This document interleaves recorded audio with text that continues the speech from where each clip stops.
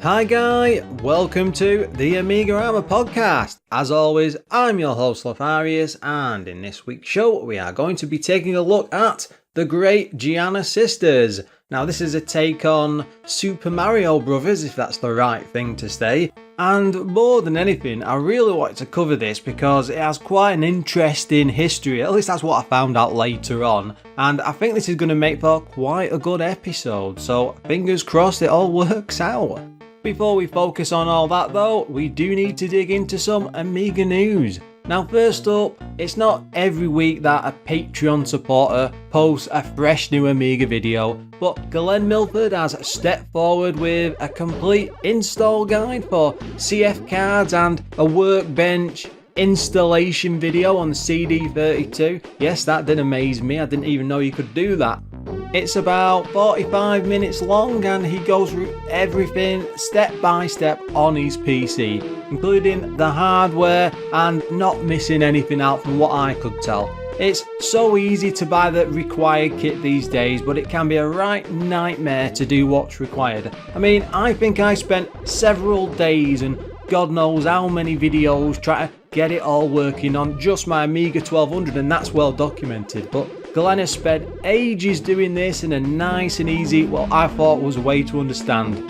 To add to that, he's also been with the show on Patreon for longer than I can even recall, and I want to do my bit and point you all to his show.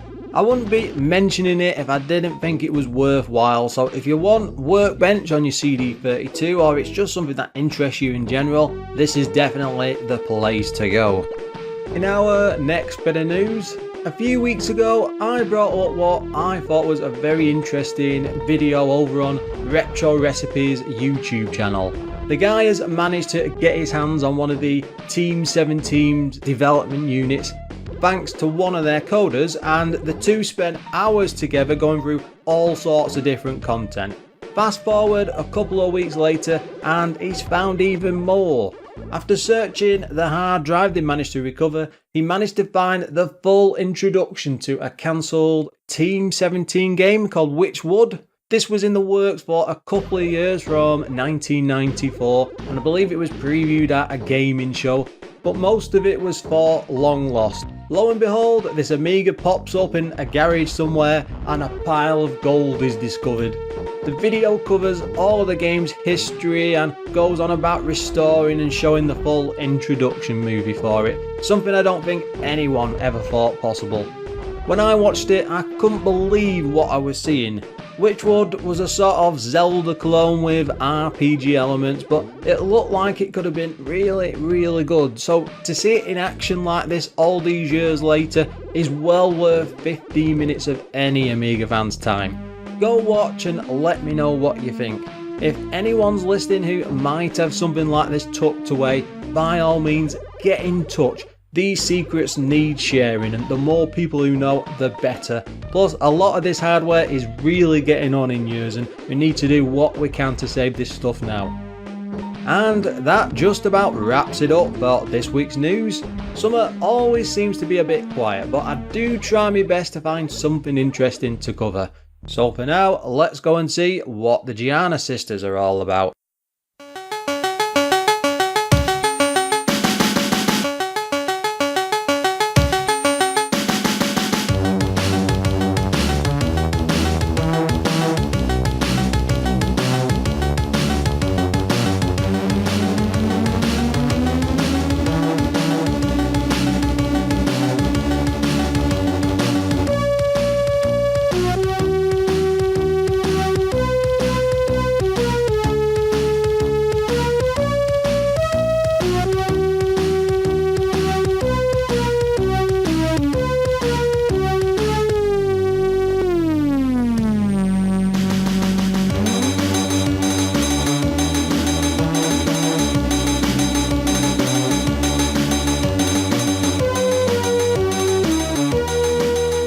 I was a bit surprised to discover the Great Giana sisters was even on the Amiga, as I always thought it was more of a C64 release and didn't come out on anything else.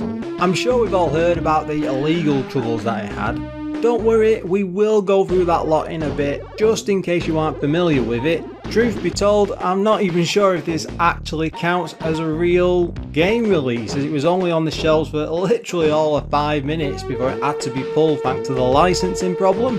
Looking at the box and the screenshots, I don't think it's anything I would have even gone out of my way to play back then as a kid either. It has a very strong public domain look to me, and it's far too similar to the Super Mario Bros. Game to make me think it was anything more than a cheap clone. AMIGArama is all about rediscovering old classics though, so the sisters do deserve their chance to shine. And I'll certainly try my best to see just how great they actually are. The publisher this time was a company called Go with an exclamation mark. It seems that they were actually a sub-company of US Gold, so I'm not entirely sure what was going on there. Other games they'd done were Bionic Commando, Joan of Arc, Realm of the Trolls, and only a few other titles. It must have been some licensing shenanigans. The developer was Rainbow Arts. They'd done Berlin 1948, Mystery of the Mummy, Street Gang, and I think they did the Greenpeace game as well. This came out in 1988 on just one floppy disk. It was for 2 players, priced at £24.99. There was only a small team behind it, one coder called Thomas Hertzler. He'd done Battle Sky, Sky Fighter, Tom and the Ghost, I do like the sound of that one. Graphics by Manfred Trenz, you probably remember him for things like Turrican 1 and 2 and In 80 Days Around the World. Those seem to be the only games I could find on his bio. We can't forget the music, of course. That was Thomas Lopatic. He didn't do many games. Daenerys, that was the R-Type clone or sort of a rip-off. Ringside, I think that's a wrestling game. And Street Gang. You may have noticed of late, I have been trying to cut down on the list of game names that I've been reading out, because I sort of realised after I've done the research, it's far too much. It's probably boring you all to tears. So I am trying to cut it down though. We have to do a few because we'll miss out on some interesting games that way, and it does sometimes help me pick out future titles to cover. To understand the excitement and awe about the Great Giana sisters, you need to look over to the Nintendo camp. The NES was beginning its conquest of the US market, and Super Mario Bros. Was becoming the de facto face of, I guess, console gaming. Mark Ulrich, Rainbow Arts CEO, had seen all this in action and, looking over to the computer market, really wanted to repeat the success that it had there. Seeing all of those growing cartridge sales would make any CEO jealous, and Mark set out to try and make a game of the same ilk. No other game for home computers could even come anywhere close to the Super Mario Bros. And the chance to make something just as big with a familiar clone would have been a massive draw to audiences. Nintendo were never going to license the brand to other companies, and so this was probably the best, if riskiest, way forward for the company. When it came to picking a suitable name, Rainbow Arts wanted to be as close to the Super Mario Bros., but with each word of the title being used ever so slightly differently. So Super soon became Great, Mario was Giana, and finally the brothers changed to sisters. Manfred Trenz and Armin Gesert were tasked with designing a Mario-like game for the C64, with other programmers put in place to work on different ports. You might think at this point they would just try and come up with a slightly similar theme, but they planned right from the start to try and recreate Super Mario with just enough changes to prevent Rainbow Arts from getting in any sort of legal trouble. To see how close it all was, the company did buy them an NES and a copy of Super Mario Bros., then let the two get to work. Both would spend hours upon hours playing through each and every level, learning the game completely from the ground up. Manfred, our graphics expert, was never the biggest fan of Mario, but even he said that he's still capable of completing the game from start to finish, even all these years later, thanks to having to put so much time and effort into completing every single level. The first task was copying the graphical style of Super Mario and making just enough alterations to be seen as something new, knowing that it might just be a bit too risky to use all of the original level designs. Manfred spent a great deal of time coming up with new levels and only matching them to certain places to give the appearance of Super Mario Bros. The more I looked into this, it seemed to be more and more of an elaborate crime drama rather than actual game design. Mark Ulrich was constantly on hand, often pointing out problems with what they created and suggesting changes to skirt any legal threats along the way. On occasion, Manfred found himself having to redo the title screen 3 times before it was actually given the go-ahead. Mark was right in there. It turned into such a long, arduous process that they were still working on the game 7 months later. Remember, this was just supposed to be a straight-up port with a few changes off that original game design. Keep in mind, this was all done on a basic C64 without any sort of art program, and they had to use an in-house tile creator to come up with each and every graphic.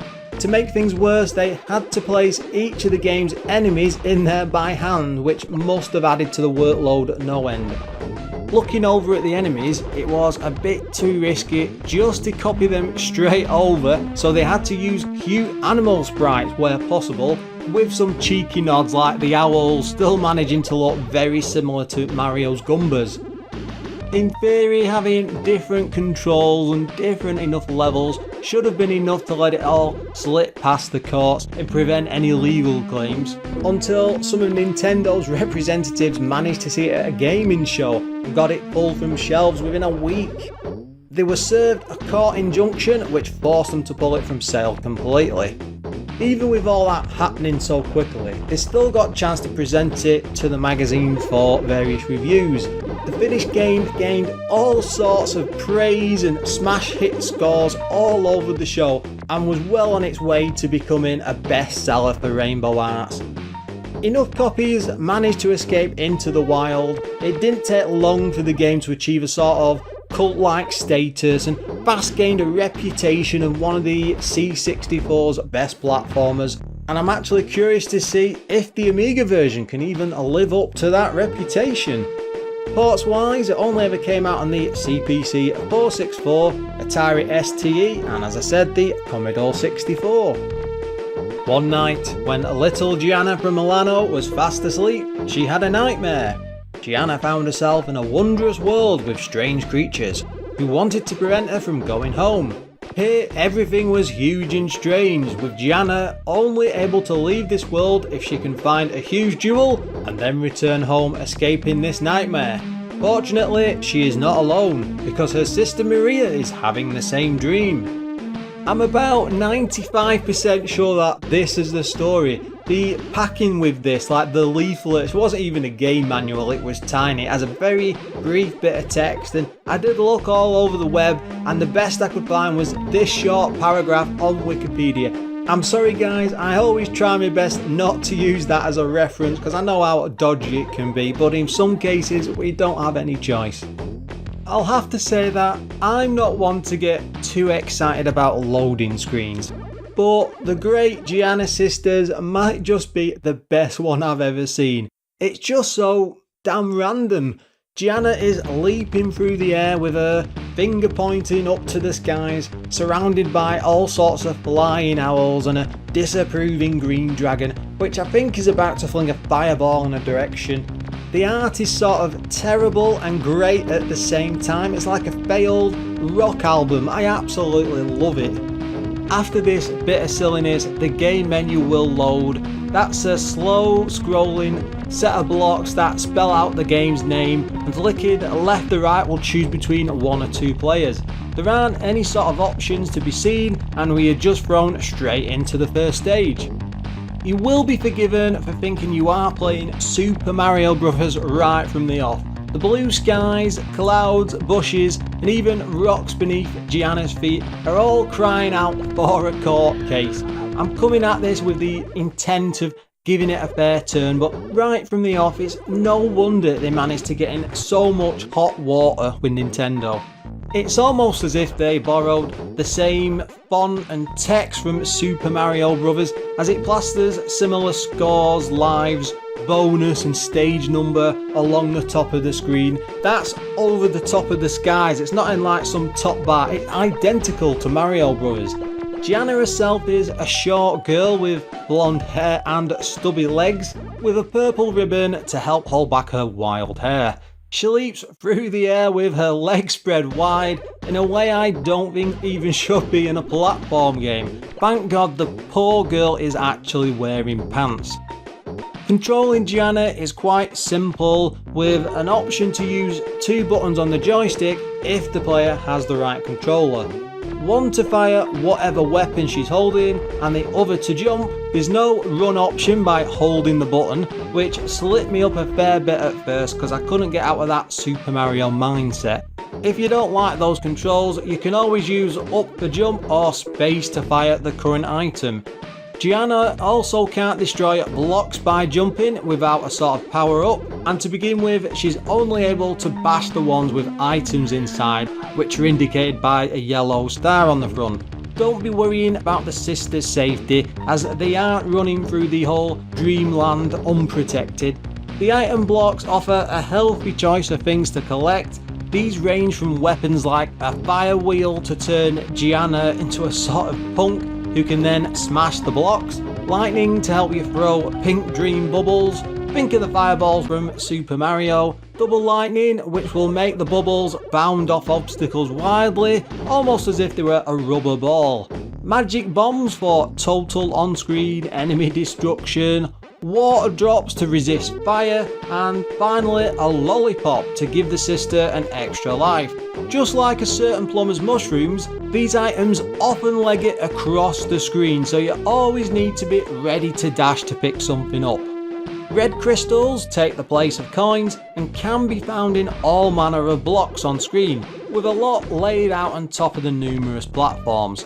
Collecting 100 of these will give you an extra life, something which you are bound to need with a grand total of 32 levels that you need to explore. When you start, you get just 3 lives, so it won't take you very long to lose them at all.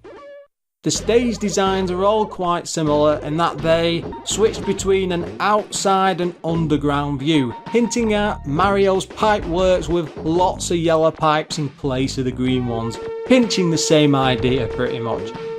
Every 4th stage will offer a new boss. The manual hints at these being large dragons, but in my time of the game, I saw everything from crocodiles to scrambling crabs, all of which can take a pounding from some dream bubbles, so you will want to stock up on those first.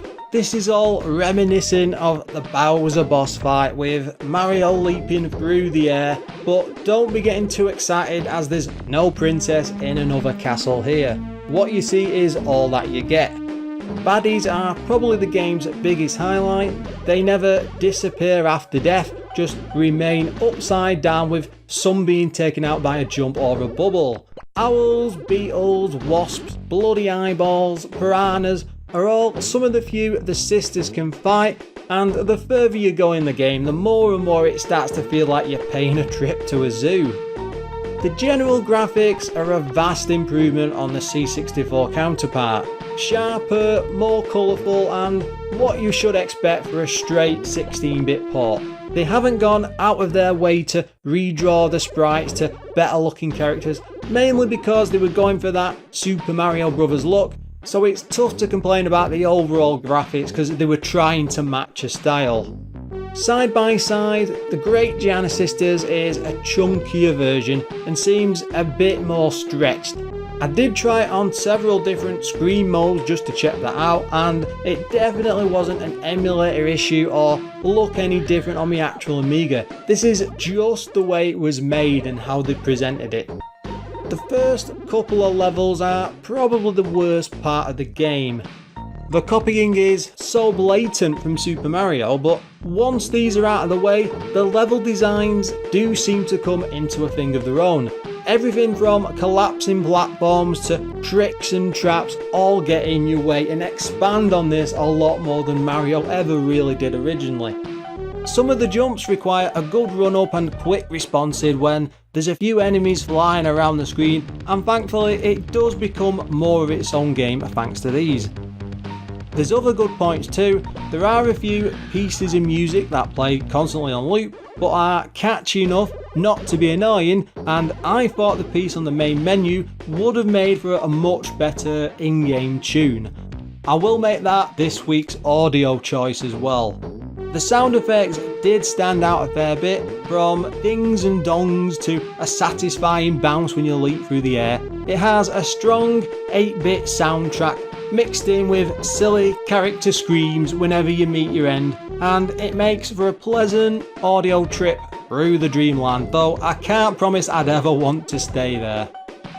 It is time to have a look at the game's problems, and first of all, what the hell happened here? I know that this was only available for all of 5 minutes, but whereas the C64 version is lightning fast and very fun to play, the Amiga one seems to do its very best to put the player to sleep. Slow, pondering, scrolling levels that feels pedestrian at the best of times. Platform titles are defined by just how well they control with the feel and weight of characters leaping through the air. Giana Sisters has none of the grace and feels like she had lead weights in her boots. Even trying to build up momentum as she runs across the screen never really does any good, and often the strain on the character makes it seem like you are actually fighting the controls. We also have to have a niggle at the power-ups. When you get Giana's wilder haircut and getting hit, it doesn't shrink you like the mushrooms do in Super Mario Bros. I found this really annoying as it's become a strong force of habit for me thanks to playing Mario Bros too much, and I just kept leaping in thinking it would all be okay, then quickly lost the life when I clipped the edge of an enemy. There's no continues either, so once you're out of lives it's back to the title screen. The magazine scores on this: Ace Magazine gave it 713, I'm assuming that's out of 1,000. Amiga User International 7 out of 10, and the Games Machine gave this quite a high 75%. Thanks to the game's short release time, there's very little in the way of magazine reviews, but those that did cover it seem to have been way too kind. I don't rate games as standard with percentages, but if I was going to, this would easily be making its way to a 50% score. Don't get me wrong, there are some impressive parts in this. It does actually quite a lot to not just be some standard Super Mario clone. The level layouts are actually quite good when the early parts of the game are out of the way, and there does seem to have been an awful lot of thought going into how the sisters can actually traverse the later levels. The levels are all identical to the Commodore 64's, but where it all falls apart is the controls and that dodgy momentum. Giana just doesn't have the speed to be anywhere near what Super Mario can do, and it makes some of the bigger jumps way too annoying. Every leap feels slow, and it took me back to playing DuckTales Moon Level way back during the 1980s. That's not normal for a platformer. Rainbow Arts have laid all the groundwork for what could have been a great game, but then just let it all fall apart, thanks to that momentum and the controls. The frightening thing is, the fella behind this was the same chap who later went on to do Turrican 1 and 2. Yes, I can understand that those games came out several years later, but you'd hope at least he could have pushed for something much better than this. I'm not quite sure why they even released it in this state. Anyone playing it for the briefest of times can see it's clearly off. Considering the company bought an NES to rip off Mario, it's almost as if they just didn't bother to do more than give the Amiga port a passing glance. The C64 original has gained almost cult-like status. Practically every part of the press were fawning over it back then, and I still see YouTubers declaring it the best thing since sliced bread today. The only good thing about the Amiga port is that it has some slightly better graphics and a good round of that music. I've said this before for other games, but I do wonder if fans might be willing to do something about this. If it was tightened up a bit on the controls, the physics altered just enough, there could actually be a classic game in the making. That's assuming the source code ever sees the light of day. I suspect though there's zero chance of that ever happening thanks to the Nintendo court case, so it looks like this is all of the Great Giana sisters that we will ever get to see. And that's about all we have time for in this week's show. If you'd like to get in touch with me or even comment on anything I've said today, you can do so on Twitter, which is at AMIGArama. Drop me a line on the email account, which is lefarius@amigarama.com, or even come along to the Facebook page, which is facebook.com/AMIGArama. There's always lots of photos and discussions going on there, so please come along and follow the page.